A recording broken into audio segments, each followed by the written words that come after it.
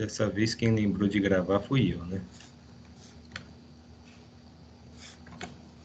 Então, o primeiro exercício fala de um ensaio dinâmico do sensor de temperatura com esse gráfico de resposta.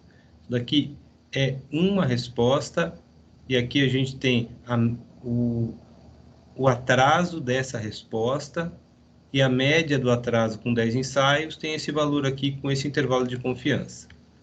E aí ele pede para identificar se o modelo sensor é de ordem 0, 1 ou 2 e por quê. Bem, um modelo de ordem 0 ele tem resposta imediata. Se vocês não notaram, o módulo 5 é do sensor de ordem 0. Ele tem resposta imediata. E o de ordem 1, ele tem um atraso.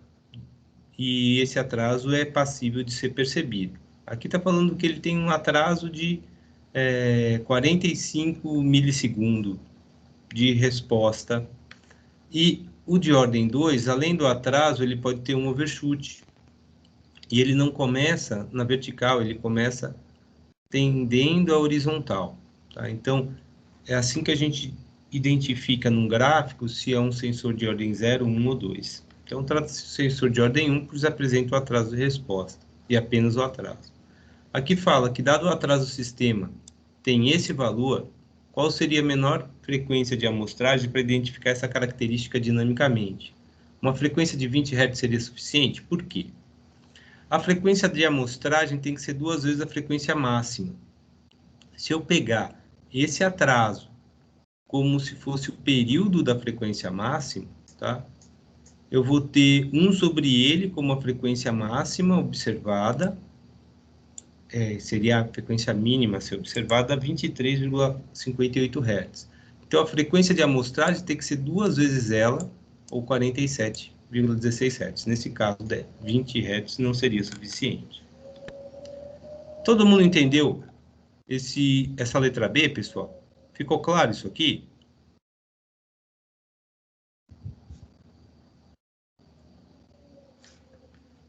Porque é justamente esse tempo de resposta do sensor, do sistema de medição, que vai dizer até que frequência ele consegue mensurar, tá?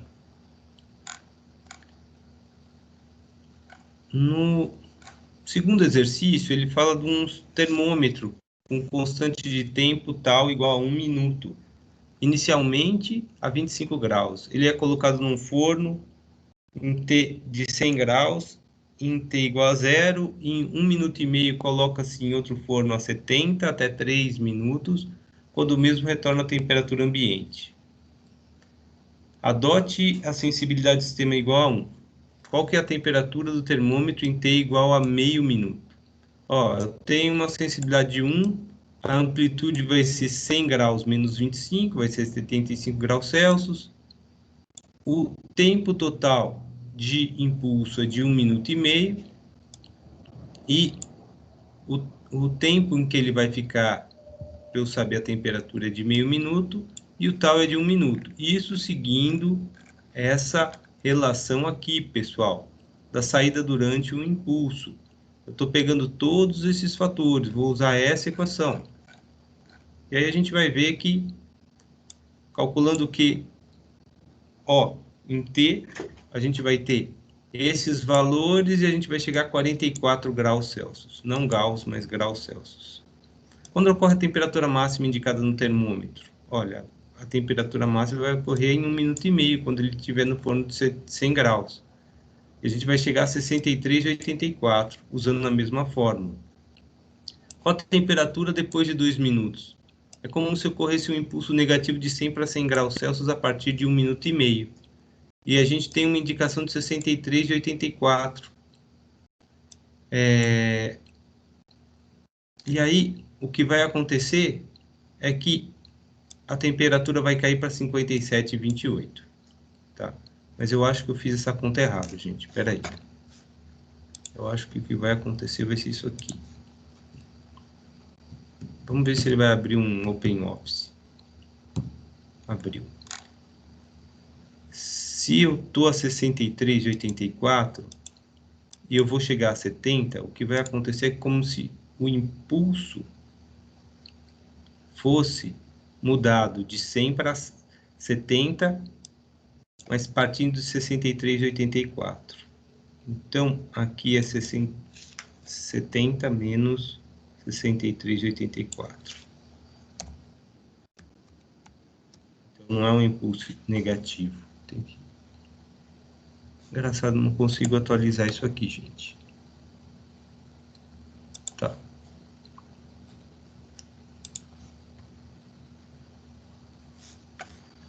Deixa eu abrir e faço no computador.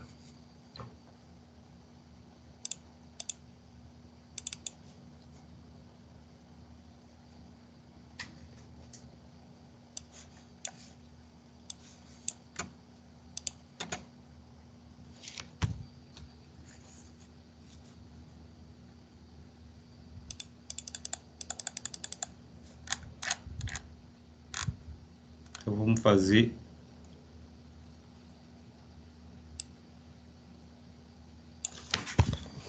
um impulso de 63,84 para 70 graus. Aqui vai ser 63,84.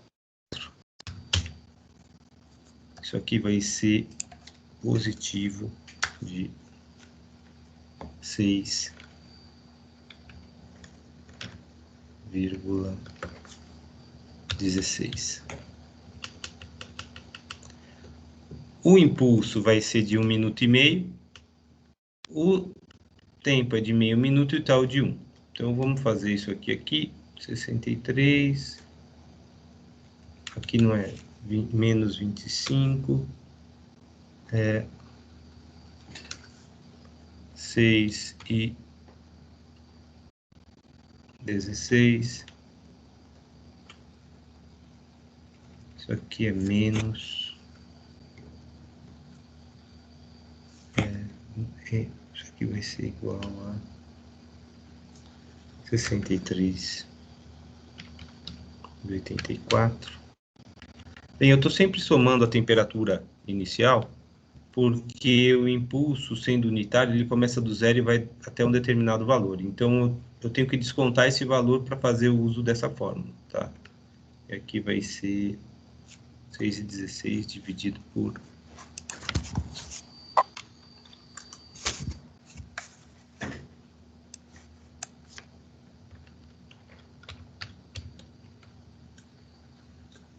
dá 4,1. Então, aqui a gente vai ter 4,1 vezes 1 menos 0 isso. Ou seja, mais... Aqui não tem negativo.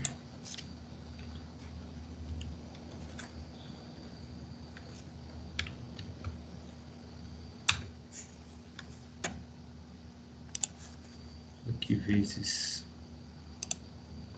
0,3934 igual mais 63,84. Dá 65,45. Então a letra B está errada que eu coloquei. Eu cheguei aqui e eu pensei que essa letra B estava errada porque a temperatura não ultrapassou os 70 graus em 1 minuto e meio.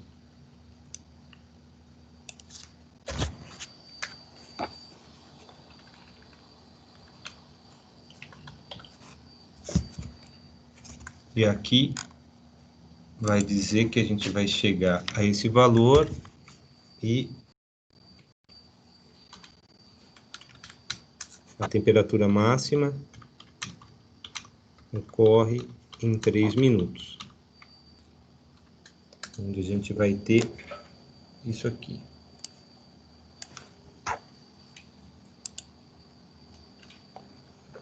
Mais 6 dividido, e aqui é 1,5.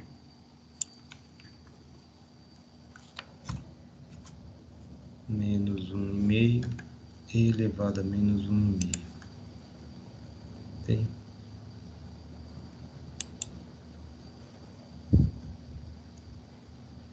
Não tem aqui. Vou ter que abrir o Excel. Espera aí.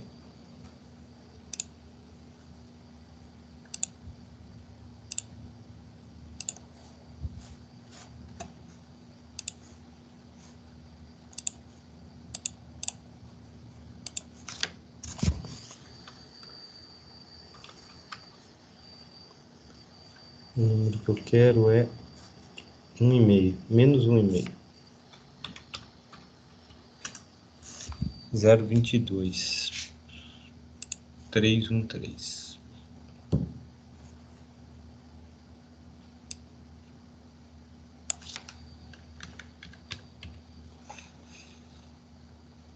Isso vai dar menos 1.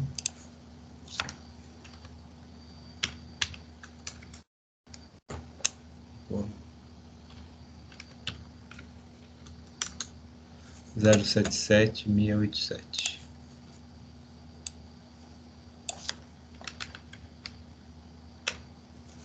Vezes 4,1.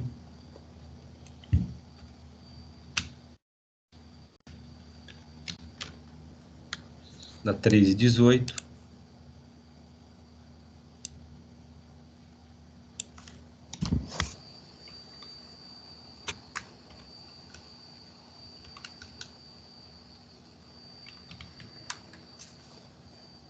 Então, deixa eu tirar isso aqui. Dá 60,63,084. É isso?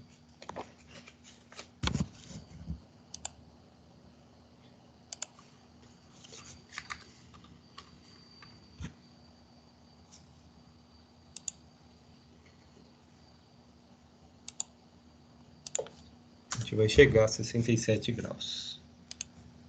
Então, a temperatura máxima que a gente vai observar aqui é 67 graus Celsius. E a temperatura depois de 2 minutos, marcada pelo termômetro, é 65 graus. Quanto tempo depois do segundo forno, sair do segundo forno, a temperatura informada pelo termômetro será de 30 graus. Então, aqui eu vou ter um A de 70 menos 25. E aí não vai ser menos 25 graus. Vão ser, se fosse 30, estava 40, 45 graus. Eu vou aplicar um impulso de 1,5 minutos para ver se... desculpa.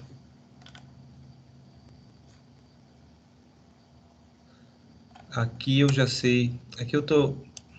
Esse cálculo aqui está errado. A gente já sabe a temperatura lá. Sair do forno, A é igual a menos 45 graus Celsius com impulso negativo, isso. Q0 tem que ser igual a 30. Eu estou adotando T igual a 1. E aqui não é 50 graus. Eu tenho 67.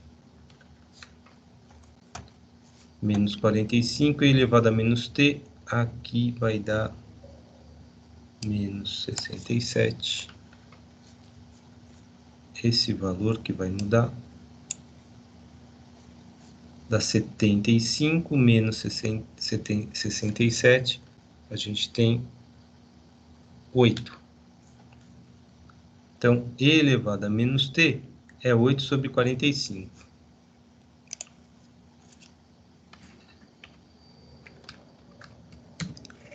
Dá 0,17, 0,18.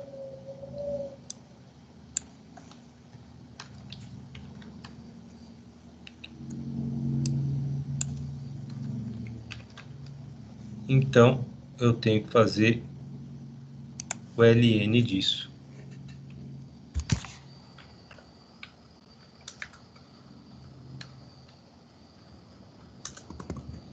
Dá menos 1,72. Não pode ser negativo. Tem que ser menos T, isso. T é 1,72. Então, a temperatura vai chegar em... Quando eu comecei em 3 minutos, 3 mais isso, 4,72. Ótimo.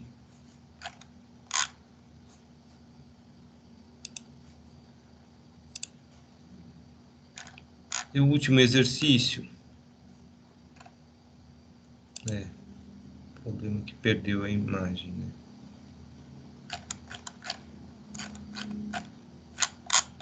O último exercício pede para comparar o efeito de tensão modo comum sobre o erro de medição realizado nos seguintes voltímetros: aterrado, flutuante com guarda.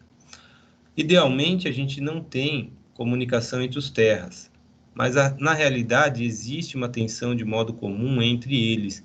Isso gera uma corrente entre os terras que faz com que o voltímetro aterrado possa apresentar grandes erros, principalmente se essa corrente for elevada.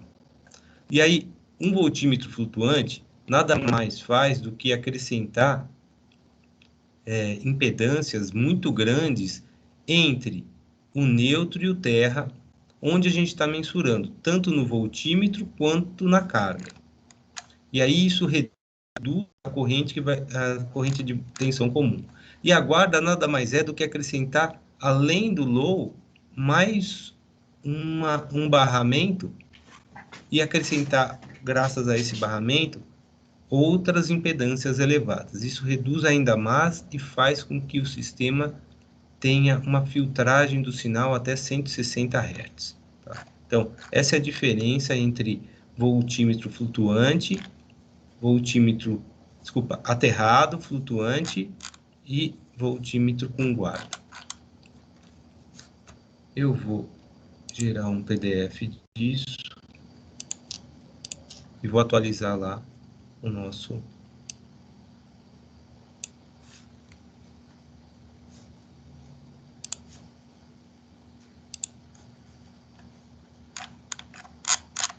Eu acho que só essa figura aqui que não vai sair mesmo, mas essas daqui saíram.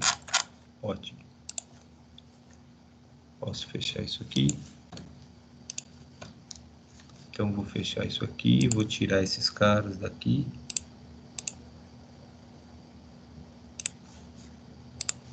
E vou pôr o gabarito aqui. Bem, o gabarito está aqui, gente. Resolvi a questão. Espero ter esclarecido para vocês como é que a gente faz essas questões. É bem legal ver essa parte aqui de termômetros de ordem 1, como é que a gente calcula o atraso da temperatura. A temperatura trabalha de forma exponencial. E no próxima lista, quarta lista de exercícios, eu já coloquei para vocês. São 7 exercícios.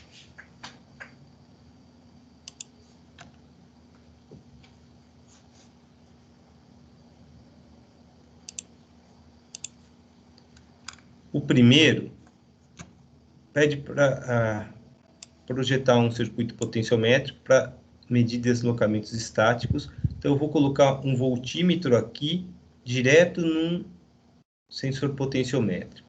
Então, a resistência total dele é RP no comprimento L. E a resistência variável vai ser chamada de R na posição X. Tem uma entrada EI e a gente vai medir o E0, usando o multímetro com impedância RM. Considere que a resistência R é proporcional ao deslocamento imposto pelo cursor potenciométrico, então ela é linear, e pede para você apresentar a equação analítica da não linearidade do sistema de medição, E0 sobre X em função de RP e RM. Bem, isso foi dado para vocês aqui em circuitos e princípios de medição, se eu não estou enganado.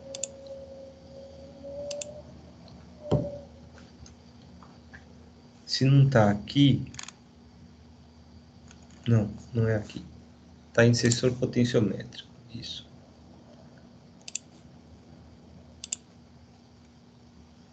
Sensores resistivos, capacitivos e indutivos. Eu mostro para vocês aqui, mostrei, né, para vocês, que esse tipo de sensor tem um tipo de resposta. Foi esse?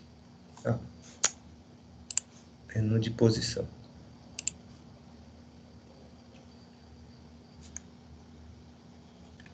Tá logo no começo. Eu dou a equação aqui para vocês. Então, o que eu estou pedindo é essa equação. Só que eu quero que vocês partam dessas premissas aqui e cheguem nessa equação, ou seja, deduzam analiticamente essa equação. Esse é o primeiro exercício que foi passado para vocês.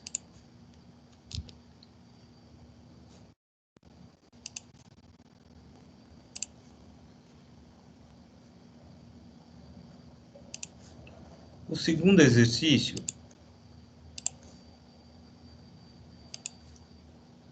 está falando o seguinte.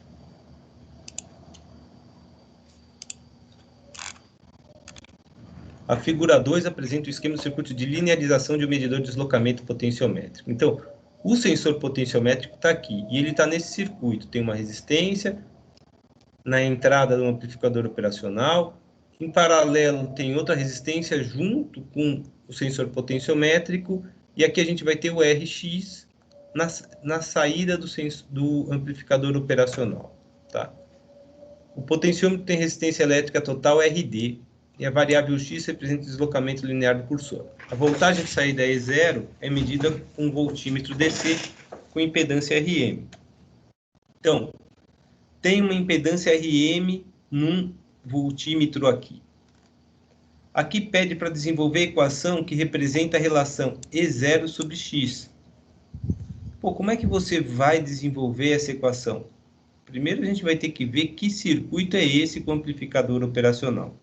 Eu já vou entrar na apresentação para mostrar para vocês que tipo de circuito é esse e que equação a gente vai usar. A gente vai considerar Rx a resistência correspondente da posição X do cursor e RD a resistência total. Então, aqui a gente resolve analiticamente esse circuito. No B, a gente vai substituir por esses valores, RD de 360 ohms, L de 100 milímetros, E0 em função de X e o voltímetro tem impedância de 100 quiloohms. E a gente vai ver se o voltímetro vai ter influência na medição que vai ser feita aqui. E ao analisar a influência dos resistores de 10K na figura sobre a saída do circuito, pô, se eu alterar essas resistências de 10K, o que vai influenciar no meu sistema? Tá? E aqui está falando da tensão de alimentação do AO. Deixa eu fechar isso aqui. Vamos para circuitos e princípios de medição. E a gente vê aqui em circuitos e princípios de medição que a gente fala sobre amplificador operacional. Tá vendo? Os amplificadores operacionais estão aqui. E tem vários tipos. Tem um circuito inversor simples. Olha como ele é. Tem 3 resistências, no negativo e no positivo. E tem o circuito não inversor, onde a tensão entra no positivo. Então, o que a gente tem que ver é se a gente está com uma tensão de alimentação no negativo ou se a gente está com uma tensão de alimentação no positivo. Só que essa aqui não tem resistência. Então, te falo, a gente está trabalhando com esse cara aqui, tá? E aqui mostra o seguinte, que a saída sobre a entrada segue essa fórmula aqui, RF sobre R1 vezes 1 sobre 1 mais 1 sobre RF sobre R1, porque G está sendo dado como menos RF sobre R1, mais 1 sobre RF sobre R1, mais RF sobre RA, mais R2. Onde o RA é a resistência do amplificador operacional, o R2 é a resistência que está colocada aqui. No nosso caso, o R2 é 0. O RA é muito elevado, então esse termo aqui vai para 0. RF sobre R1, esse sobre esse, tem um determinado valor. Tá? E aqui fala, se R1 igual a R2 igual a 10K, R1 igual a R2 igual a 10K, e RF igual a 100K, pô, a gente vai ter que... A resposta do sistema vai ser aproximadamente menos RF sobre R1. A gente pode colocar isso aqui como a função transferência do circuito. Quando a gente volta para a nossa lista de exercícios, a gente vai ver que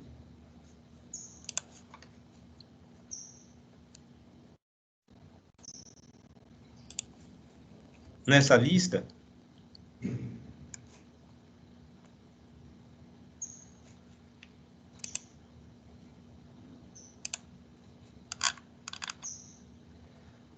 é um circuito inversor simples. Esse cara é RF e esse cara é R1 e R2 é 0. Então, eu posso pegar o circuito inversor simples e desenvolver essa equação. E dá para resolver esse cara com isso aqui. Só que eu não tenho 100K de RF sobre R1 de RF. Bom, eu tenho 360K mais 10 mais 100K. Eu não tenho... desculpa, eu tenho 10K e não 100, mas 360. Então, dá para usar a equação menos RF sobre R1 aqui, sem problema. E se eu alterar esses valores, como é que ele influencia? Bem, se a gente pegar aquela equação antes da gente simplificar, se esses 10K forem próximos de 100K, o resultado vai variar. Ele não vai ser menos RF sobre R1. E é isso que vocês têm que falar aqui.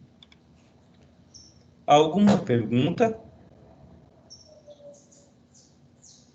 O terceiro exercício fala que um projetista monta uma ponte de Wheatstone para que a variação do sensor potenciométrico de 0 a 365 ohms, não é quilo-ohms, é 365 ohms, refletisse um sinal de corrente de 4 a 20 mA.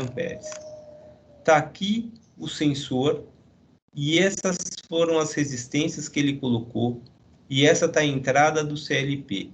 Tem uma resistência interna de 250 ohms, tá? O que pergunta é se essa solução está adequada para que a entrada seja de 4 a 20 mA. Na verdade, vocês vão ter que colocar esse cara igual a 0, ver qual que é a tensão aqui, e dada essa tensão, qual é a corrente que vai passar. Quando esse cara tiver 365, qual vai ser a tensão entre esses dois pontos, e consequentemente, qual a corrente que vai passar aqui. Notem que quando essa resistência for igual a 0, a corrente aqui vai ser máxima. Quando essa resistência for igual a 365, essa corrente aqui vai ser mínima. Quarto exercício pede para explicar esse medidor tridimensional de forças Fx, Fy e Fz. E isso aqui também está na apresentação de vocês. Eu quero que vocês expliquem como isso funciona. O que é método de Poisson e o que é módulo de Young? É módulo de Poisson e módulo de Young, o módulo de elasticidade, e como é que eles interferem na medição de força de célula de carga, por uma ponte completa. O sexto é mostrar matematicamente que a saída de um LVDT é um sinal modulado em amplitude entre a frequência primária, ou da oscilação do sistema primário, e a frequência de entrada X da posição. E o sétimo, explicar o funcionamento tanto do encoder absoluto, quanto do encoder incremental, para o cálculo da posição e distância. Então, essa é a próxima lista de exercícios que eu vou pedir para vocês.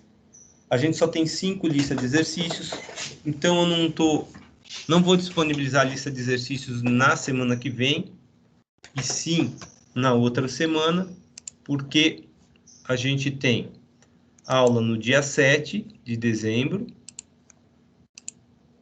aula no dia 14. Desculpa, eu vou disponibilizar a última lista aqui no dia 7. Dia 14 eu vou resolver essa lista. E dia 21 a gente vai ter a nossa prova, o último questionário. Ok, pessoal? Eu ainda não disponibilizei as apresentações, mas eu já estou preparando, tanto para medição de temperatura, que está aqui, quanto para sensores bimetálicos, piezoelétricos e piezoresistivos. Essa apresentação aqui, ela é mais conceitual, enquanto essa apresentação aqui fala dos medidores de temperatura que a gente encontra no mercado, tá?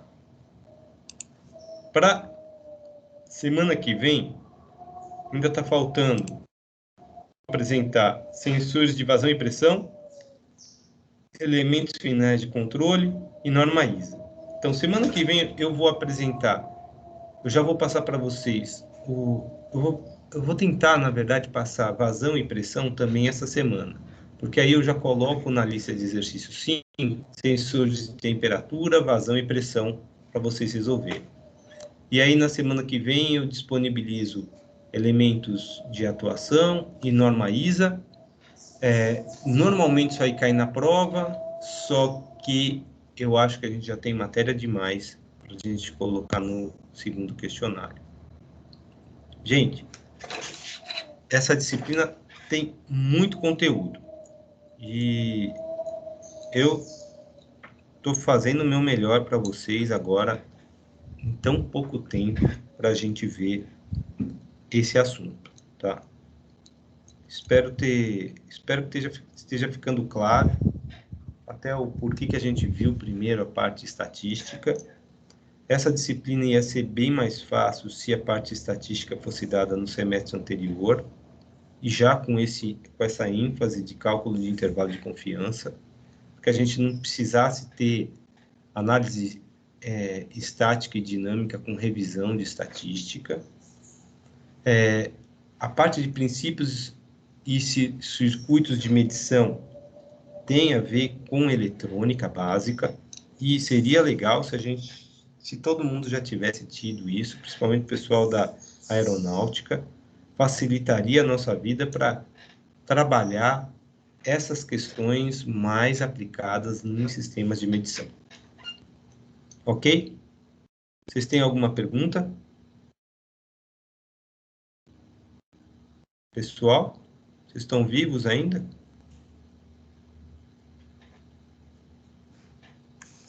Tudo ok, professor. Ficou claro o gabarito da lista 3? Sim. Ok. Ó, a lista 4 tem bastante exercício, a lista 5 também vai ter bastante exercício, e eu vou ver como é que eu vou fazer o questionário para que a gente não tenha problemas. O Arthur ainda está aí com a gente? Deixa eu abrir aqui. Arthur, eu não achei o seu questionário, cara. Quando eu venho aqui, eu já mostrei para todo mundo que já devolvi os questionários com as notas. O seu caso mostra que você só visualizou, não mostra que você entregou. Eu não sei como fazer, cara. Você consegue acessar e mandar para mim em PDF o que você fez, ou os arquivos Excel que você fez no seu questionário para eu te dar uma nota? Professor, eu vou. Naquele que você repostou aquele dia para mim Isso. anexar, não estava conseguindo, estava dando como atividade realizada. Mas se você tentar conseguir, eu vou tentar ir postando os arquivos que eu fiz. Posta os arquivos, porque aí eu já avalio sua nota, tá bom? Tá bom, então. Valeu, Arthur, porque só falta você. Tá certo. Quero ver se para semana que vem eu consolido a nota de todo mundo, para a gente ver o quanto está faltando para cada um, tá? Tá bom. Beleza. Vocês têm alguma questão? Por enquanto não, tô sim. Ótimo.